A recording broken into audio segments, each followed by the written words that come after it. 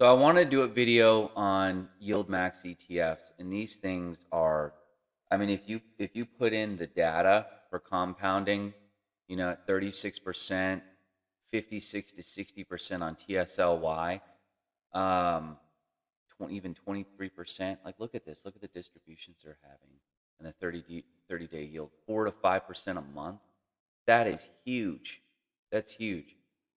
Now, that compounded, if you put that on drip, it's not going to take very long. Maybe about a year, 1.25 years to 1.5 years, and you've doubled your position. Here's the thing, and here's the danger here. And this is what everyone is in. Before I go into that, the good and the bad here, let's just take a look at everything here. We've got TSLY, Tesla. These are synthetic funds. They do not hold shares. They're buying options that move against the stock as if it were stock. Okay, these are synthetic. We've got Tesla, ARK, Gross. We've got Apple, NVIDIA, Amazon, Meta, Google, CONY. That's something I'm going to talk about. Netflix, Disney, done nothing but go down, and it's going to keep. It seems like they're not on a good path right now. Microsoft, XOM, not good if a Republican gets in because the price of energy is going to drop. Everyone's thinking about going long term on energy here. I don't know about that. JPM, AMD, PayPal is not doing so well. Square. And mRNA, that's crazy. I did not know they had one for Moderna. They're going to end up coming out with ones for all these stocks. In fact, they came out with ones on PayPal, Square, and Moderna. Those must be brand new. Yeah, they are, because they don't have any data yet. It's going to be interesting to see what else they come out with. Here's the issue, guys, with these. Let's go over to TSLY. You get 15% of the upside, okay, when it goes up. Well, compared to Tesla, you're going to get 15% of the upside. And you're going to get 100% of the downside. So we don't have a lot of data here. I can't go back very far, right? I never like touching funds when they're new. Just, this is off topic. And I never like buying IPOs as an investment when they're just came out, which Kathy Wood did on Coin. What? How does she not know that you don't do that with IPOs, especially when you can't tell it's inflated at $400 a share? And Kramer calling for Bumble as a buy. What? Give it 6 months. Give it 6 months or so, right? 3 to 6 months when the share lockup period is over for all the employees to dump the shares on the public. Then maybe you could do it. But anyways, I don't like touching any new fund until its real true price really comes in. This is kind of connected to Tesla, so it's a little bit different. It's not going to drop. It dropped because Tesla dropped. But just in general, I wanted to throw that out there. That's a separate video. So what that tells me, you get 15% of the upside and 100% of the downside. Then that means it can't really recover overall.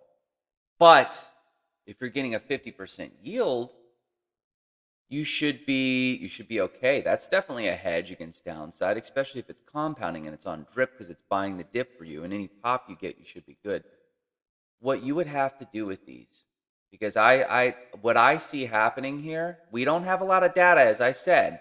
What I see happening is these just continually tanking, and the dividend, the yield, if it's on drip, matching what you've lost on it, or maybe coming out just ahead. So I would have to figure out, if I'm going to buy one of these, which one of these is going to have a season, right, for 6 months to a year.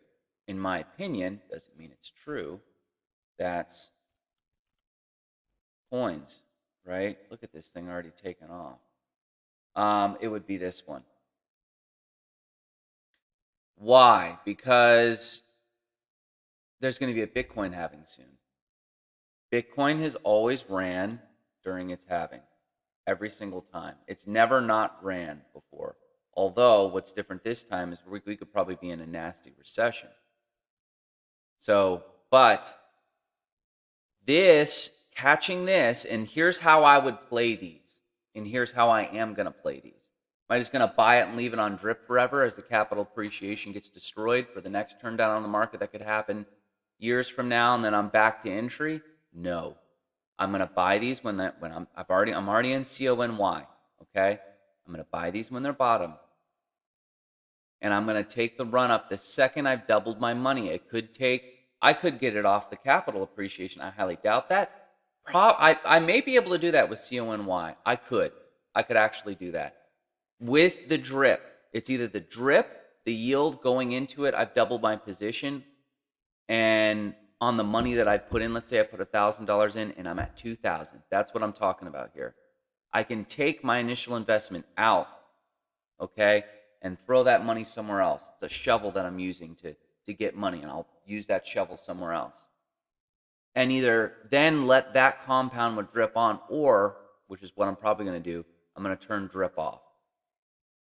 And that drip coming out of there, let's say I had 10K in there, I'm going to turn the drip off and just let the dividends of the yield fall into my account and use that for something that has a higher chance of going up, right? Like let's say QYLG as in golf, not D, that only goes down, but G, they still cover calls on half of their funds.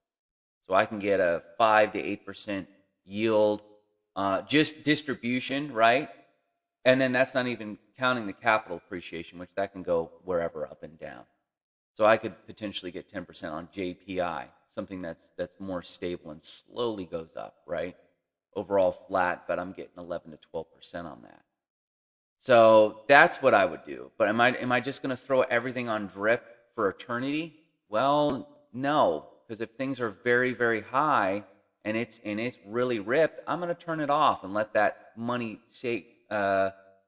pile up in my account, right? And then I can use that money. I can deploy that money when things are down that I perceive to go up, that I believe are going to go up. But I think CONY is going to have an amazing 2024, 2025 due to the fact that the dollar should be coming down at some point because the Fed's going to cut rates. Bitcoin runs inverse the dollar, and there's a Bitcoin halving.